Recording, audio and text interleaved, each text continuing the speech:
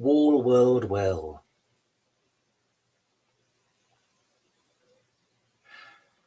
I think I'm beginning to mistake the wall for the world, and I'm liking it because it's smooth and plain and quiet. Hush. No depth. Absolutely no depth. And I think I'm beginning to mistake words for the world also being vague and heaped with ideas in a heap. Stops the silence, stops the noise, stops the stopping, stops the starting stop. The world is so vast, and I am not. But by the wall at least I have shape and colour. I move. And with words I can shut up.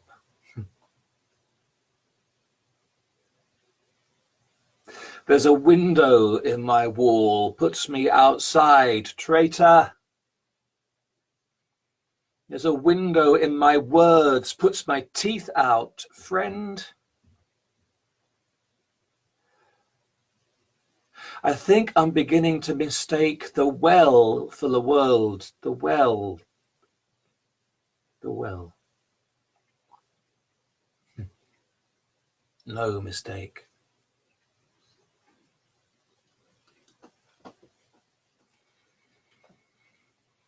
Because there's something in the well I still don't quite comprehend or understand, although I can perhaps apprehend it. To call it a void doesn't quite catch it. To call it an emptiness, it's both those things. But it's something in which water can emerge in the same way as sleep is something in which dream can emerge, in the same way as today is something in which tomorrow can emerge. It's almost like it's all the unknown things around us, which are bit by bit creeping into the world and providing us the world as we move through it.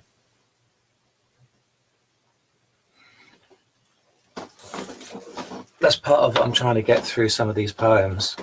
And this one is called The Well. There's a well, you say, in the garden. We can hear its call as we approach. We're glad there's a wall around it. To sit on, yes, but more. The thought is silent. And you pull water from it to show you can. It's there. This is what people used to do before taps. When I drink some, you shy. But as it's clear I will not die, so do you. We sit on the wall, on the edge of it all. The well feels like tomorrow, the wall today. The garden is a keen display, all you've done, dug, planted, watered.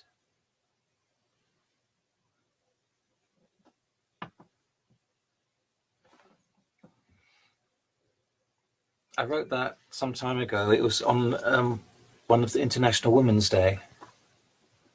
And I know there's nothing specific in there to say women and women. It still felt appropriate in somehow, that one. There's a book I read, a book I enjoyed very much, by William Morris, the designer. He also wrote poetry and he also wrote romances in a sort of medieval kind of language. And it is very much arts and crafts written as fiction. And one of my favorites is actually 2 volumes called The Well at the World's End. And in many ways, it's quite a simple story of travel, as this young squire goes on a quest to find the well at the world's end. And as he travels, meeting friends and enemies, arriving in places where there was some trouble or some problem going on, and then moving on to get to the well, doesn't do anything to resolve any of those problems that he encounters. But he comes to the well at the world's end, and he takes a drink, and then heads home. And in some strange way, as he heads home, without him necessarily doing anything, all those things that he encountered, the problems and the oppressions that he saw, all kind of resolved themselves as he passed by.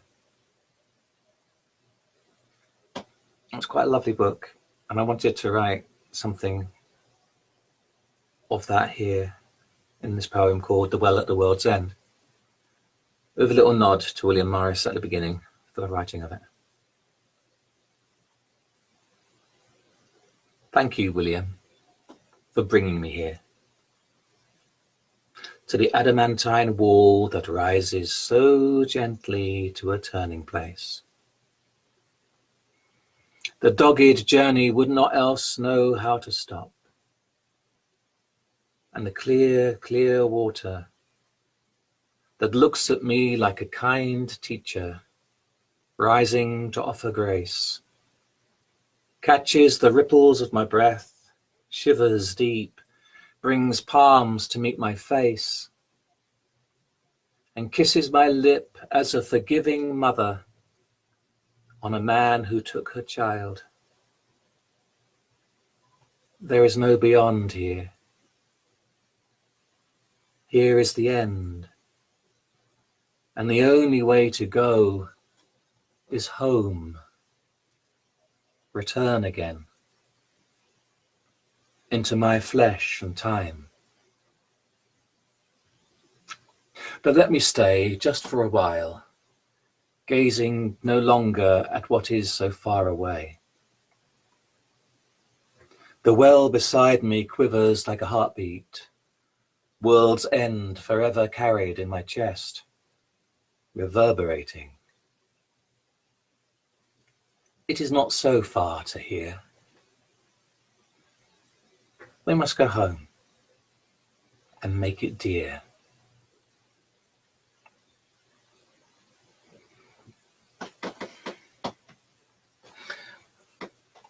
There's a thought in there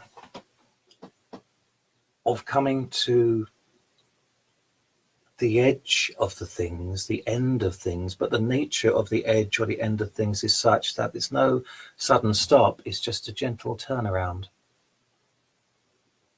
To go back, to be back where you were. I don't know if that makes sense to anybody else. 2 more. And this, I think, is in Sabrina Bridge, the collection, one I wrote a while ago.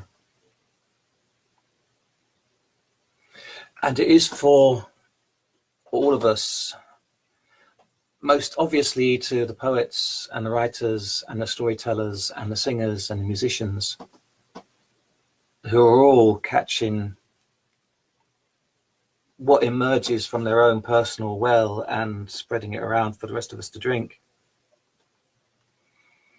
But it's also all of us, because we all are doing that in some way, whether it's harnessing our wisdom or our insight or our care or our love or our action or our deed, harnessing that well emerging, that spring water emerging, that is ourselves going into time. So the ones in the well, they are deep within the well. Their hands only might be seen, with measured gesticulations, to tell the visions and the dreams they see below. Watch them carefully to glean a hint of what the sunken people know. They are not always drowning. Sometimes the underwater creatures throw a bubble of air for them to gulp, downing it like claret wine. Still, the water's surface crowning all. It takes some will to stay so submersed and for so long. I swear they've gills. But when you hear their signs translated into song, bringing intimations from the deep, from the earth's slow heart, and from the throng of fires, fractures, and the buried heap of those who never wilt, you'd understand why they never rise, never sleep, never, though their feet are sinking through the silt, and soon, but their fingertips will remain.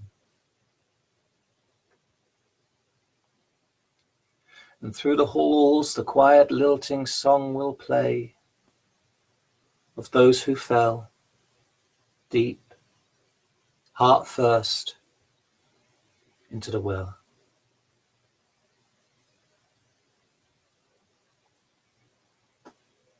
I know you've been joined by a number of musicians and storytellers and writers and other creatives, so please take that as a gift to yourself and for yourself, but also, as I say, for everybody it is. And to finish, there is a practice, certainly in the UK and probably elsewhere, of celebrating the natural springs, the water springs, the wells, by dressing them up with flowers. Many wells are considered holy and are dedicated to saints nowadays. Prior to that, they would have been dedicated to whichever divine spirit lives within there and provides the water. And so the dressing of the well was both to celebrate it and as a prayer, please keep these waters coming, but also as a time to clear the stream and make sure the waters flowed freely. And this is almost a song, but I haven't got a music for it yet, so at the moment it's a poem, and it's called Well Dressing. The waters rising from the earth are clear and pure within the spring, as potent as the flood of birth, with songs of joy and labouring. The baby's cry, the father's mirth, amidst the many songs they sing. So come, you poets, dress the well, with blossom, broom, and asphodel, wherever crystal waters swell, and hear the songs the ripples tell.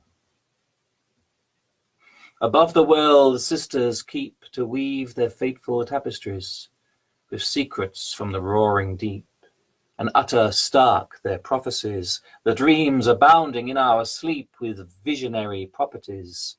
So come, you poets, dress the well, with blossom, broom, and asphodel, wherever crystal waters swell, and hear the songs the ripples tell. Steeped within the water clear, the hearts of poets deep abide, the whispers of the well to hear, and pour it then from out their side. What all the goddesses hold dear, with humility they make their pride. So come, you poets, dress the well, with blossom, broom, and asphodel, wherever crystal waters swell, and hear the songs the ripples tell. The waters rising from the earth of poets, from their labouring, are songs of sorrow, joy, and mirth, that from another haven spring, that she, the bringer of all birth, bestows from underneath her wing. So poets, come, and dress yourselves, with blossom, broom, and asphodel, wherever crystal waters swell, you too, the clear and sacred well.